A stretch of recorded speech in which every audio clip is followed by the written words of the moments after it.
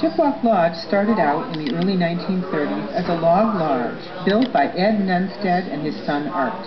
Ed's granddaughter Nancy tells of the rocky start.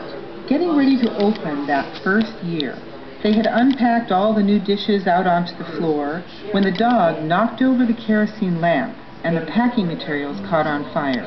Before they even had one paying guest, the whole thing burnt. Grandpa said, "Now you rebuild." There were a lot of parties. Mother was a great entertainer. She could play ragtime piano, and the customers would dance until all hours of the morning. In probably 1949, we came to visit my uncle and aunt who owned Rockwood Lodge on Poplar Lake.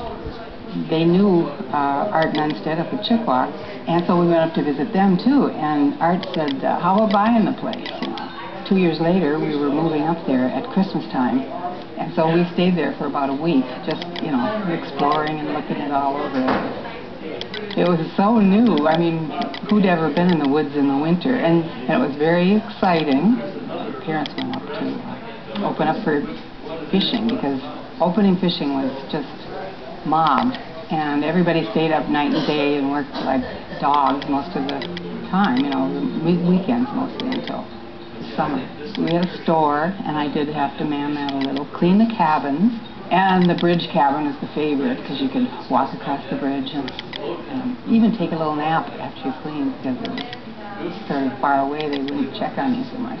It was really a wonderful time in my life. I just really enjoyed being there. In the 1950s, two kids from Texas, Ralph and Bea Griffiths, started coming to the Gunflint Trail, and in 1958 bought Chik Wauk from Herb and Irma Brugger. It would be their summer home and business for the next 42 years.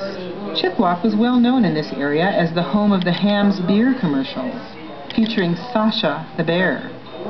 As part of the 1978 Boundary Waters legislation, the U.S. Forest Service bought out Chik Wauk, and it was closed for business. Ralph and Bea Griffiths, as the last owners, were allowed to summer there until the late 1990s.